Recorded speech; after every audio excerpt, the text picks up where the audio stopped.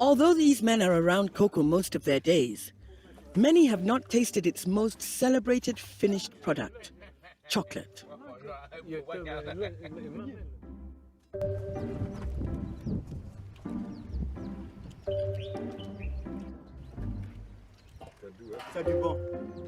But once they have sampled the sweet taste, they know why their fruits are so famous.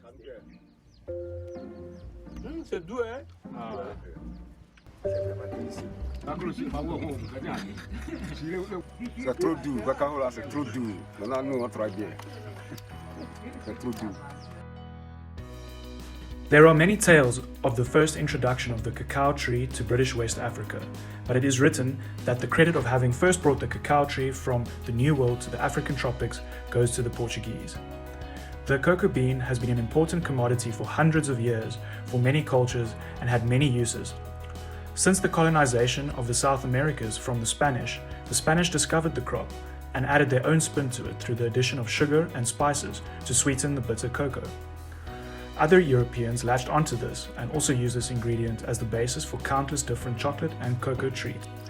Cocoa was allegedly brought to West Africa for farming in 1879, and Africa as a region has since become the world's largest producer of the raw ingredient, with West Africa now producing 70% of the world's cocoa. The largest of these cocoa-producing nations are Côte d'Ivoire and Ghana, who produce an astonishing 60% of the world's cocoa, with Nigeria and Cameroon also supplying significant amounts. Cocoa is traditionally grown by small farm holders who planted the cocoa at random under forest shade. These farms require relatively low input for growth in the right conditions, as the plant simply utilizes damp fertile soil and thin forest shade to grow, all of which are abundant in rainforest conditions. 4.5 million tons of cocoa beans are consumed annually around the globe. The main demand comes from North America, Europe and Asia. Global demand for cocoa was estimated to be 100 billion in 2015 and is set to grow about 2 to 5% per year. At present, only a minor proportion of the value chain is being captured within the African continent. The majority of these African producers have no hand in other lucrative upstream activities such as processing, marketing, or retailing, with the processing and marketing of cocoa making up the bulk of the value add in the value chain. Cocoa shows significant economic promise. Besides the large, steady, and growing demand for the raw ingredients, cocoa presents a much greater potential for economic stimulus for Africa. The above sets the scene for the business enterprise we have chosen, which is a manufacturing business, a cocoa processing plant. The two countries in which we will establish the enterprise is the Republic of Côte d'Ivoire, Ivory Coast, a country located on the south coast of West Africa, and the Republic of Uganda, a landlocked country situated in East Central Africa. The Republic of Côte d'Ivoire has experienced a good sense of government stability up until 1993. A pattern of civil conflict emerges after presidential elections. A high level of political uncertainty overshadows the scheduled presidential election on 31 October 2020. The Ivory Coast is the world's top exporter of cocoa and raw cashew nuts and a net exporter of oil. In addition, with a significant manufacturing sector, it is the largest economy in the West African Economic and Monetary Union.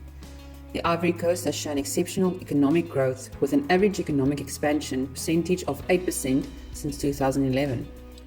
Agricultural products such as cocoa beans, coffee, palm kernels and timber contributed 19.8% of the GDP in 2018. The primary sector employs 47% of the national workforce. It is interesting to note that the country, along with Ghana, produces 60% of the world's cocoa beans, and exports accounted for 55.3% of the Ivory Coast's export revenue in 2016. The country also has a growing secondary sector which includes gold and diamond mining, oil refining, and the generation of hydroelectricity. The services industry has however grown sustainably, which, like many North African countries, was primarily in the telecommunications market. In the current social environment, the safety threat to citizens and governance, comprised of organized crime by former warlords currently integrated into the National Armed Forces, the population of the Ivory Coast has grown from 17.95 million in 2007 to 25.8 million in 2019, giving an annual average growth rate of 3.64%. Unemployment has decreased from 7.29% in 2011 to 2.45% in December 2019. This low unemployment rate, however, has to be evaluated in view of an estimated 2015 national poverty percentage of 46.3%. From a technological perspective, the mobile cellular market is dominated by Orange Cote d'Ivoire and MTN, with a market penetration of 131% in 2018, relating to 33 million subscribers. The development of internet infrastructure is another key focus area of government. This provides the backbone for about 13 million mobile internet subscribers and daily financial money transfers of 17 billion West African franc CFA. Rapid economic growth has led to the deforestation of one of the largest rainforests in Africa to service the demand for timber and clear land for agriculture. The rehabilitation of agricultural land, recovery of the rainforest, improved water usage regulations, and strict anti-dumping and toxic waste treatment regulations have been implemented as part of the National Development Plan. The government has highlighted transformation and institutional governance as key focus areas. A transformation program has been put in place to assist female cocoa farmers to improve crop production and facilitate the registration of land ownership. Land ownership legislation has been a contentious issue resulting in tribal conflicts in rural areas. Last mentioned, along with the inability of legal enforcement of contracts, negated the government to establish the Court of Arbitration of Cote d'Ivoire in 1997. The goal of the specialized court is to expedite the resolution of legal disagreements in the business sector. The second country chosen for our investment is Uganda. President Museveni took control in 1986. The president has been in power ever since and will probably remain in power after the term limit constraint was removed from the constitution in 2005. Under his presidency, the political environment has remained stable, with inward-flowing investment and economic growth. Uganda achieved an annual GDP growth percentage of 7.16% from 1992 till 2011. Their annual average growth has, however, reduced to 4.85% since 2011, with economic transformation into the service sector accompanied by sluggish growth in the manufacturing industry. Uganda produced 282,000 tons of coffee in 2018, which made it the second largest producer of coffee beans in Africa and eighth largest globally. The government's National Development Plan 2040 has placed emphasis on the rebuilding of national infrastructure, with most of the direct foreign investment from countries such as China benefiting the construction industry.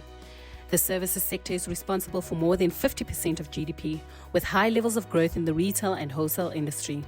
The increase in domestic demand in the retail and wholesale sector assisted in creating inflation levels of 16% in 2011. The government has, however, been able to reduce the central bank's lending rate from 23% in November 2011 to 8% in April 2020. Uganda has been fortunate to experience a relatively stable social climate, given its oppressive past. The risk to public funds is severe, with corruption and bribery evident at every level of state.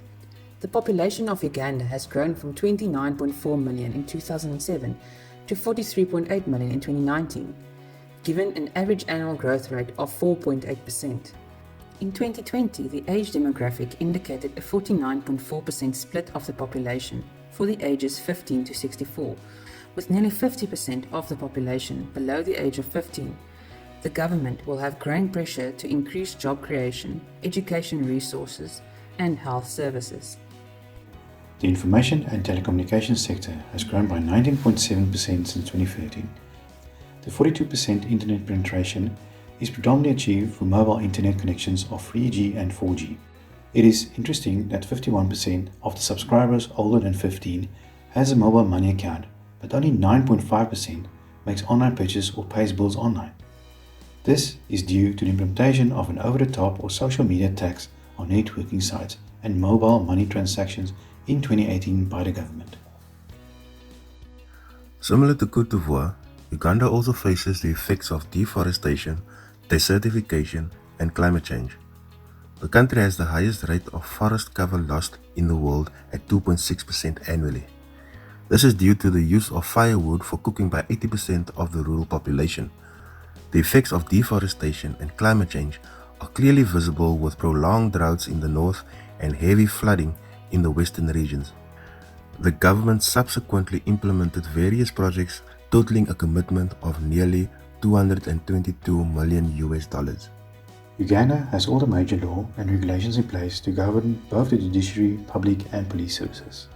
Uganda has improved its ranking on a Corruption Perception Index from 143rd in 2011 to 137th in 2019. Proposed business enterprise. Foreign investors are realizing the potential of processing cocoa and manufacturing chocolate in the producing country. The demand for chocolate is constantly increasing. There is a healthy supply of cocoa from producing countries. However, the processing and manufacturing countries are struggling to keep up with the demand for chocolate. The demand of chocolate in Asia has outpaced the ability of local cocoa farmers to produce cocoa beans. The shortfall of cocoa supply from local farmers has led to a rapid increase in import from Africa. Due to the high demand, the African producers are able to request double the initial asking price. Côte d'Ivoire supplies 40% of the world's cocoa, but only receives between 5 and 7% of the profit generated by this sector globally. The profits are essentially concentrated in the processing and distribution phases. Although the sector employs close to 1 million producers and provides income to 1/5 of the Ivorian population, it has not contributed much to the country's wealth. It is estimated that 54.9% of Ivorian producers and their families currently live below the poverty line. Côte d'Ivoire is the ideal location for a derivatives manufacturing business. This was selected based on the following key factors. It already has infrastructure for cocoa grinding and has the world's second largest grinding capacity. It has a suitable climate and ideal soil, which has helped it become the largest cocoa producer in the world. Strong economic growth backed by authorities' continued support efforts to improve the business climate and address infrastructure gaps. A reduced tax scheme on the exportation of cocoa and chocolate producers aimed to encourage more local production of cocoa products for the local and export market. Africa consumes fewer than 4% of chocolate sold globally, but that region's consumption patterns may soon change due to the rising middle class. A sea coast 520 kilometers long ensures its export and import of goods via its two autonomous seaports of Abidjan and San Pedro. A stable supply of electricity. The government of Côte d'Ivoire prioritizing the modernization of the agricultural sector in its new national development strategy. The combination of these factors creates an ideal environment for a startup venture producing chocolate exclusively for the local market. The business will trade under the Fair Trade label, as this will be the key value proposition for its intended customers. People are increasingly demanding brands that reduce their negative impact on the planet and people. Following this strategy will allow a premium to be charged for the product, which funds the investments required in sustainable practices. Based on the opportunities, challenges, the current market and the risk assessment of conducting business in Uganda, we see that the opportunities significantly exceed any potential threats. It is evident that it would be viable to establish a cocoa processing plant in Uganda. The key contributing factors ensuring the success of cocoa processing plant in Uganda are as follows. Suitable climate for farming. Cocoa is suited to rainy and tropical areas with temperatures ranging from 30 to 32 degrees Celsius. Uganda sits on the equator, which is the ideal location for humidity conditions for production. This controlled humidity will reduce the roasting process, as less moisture will be required to be removed from the cocoa beans. An additional advantage is the cocoa growing areas being 1,200 and 1,500 meters above sea level. In the West African areas, you will find that cocoa growing areas are located at 500 meters above sea level, which are prone to pests and diseases. Proven economic success. While some Ugandan farmers believe that cocoa is not profitable, a small group of roughly 15,000 farmers have had a significant rise in income. Parties are starting to assist farmers with factors of production to ensure their empowerment. These include access to finance, technology, and international markets. Uganda also has a young population compared to the rest of Africa and the world. The average age of Uganda's population is currently 15 years old and has the largest percentage of population under the age of 30. This will promote longevity in any business as employees will grow within the organization and become critical resources to the value chain. The business model canvas provides further clarity of our business proposal in terms of key partners, key activities, key resources, cost structure, value proposition, customer relationships, channels, revenue streams, and customer segments.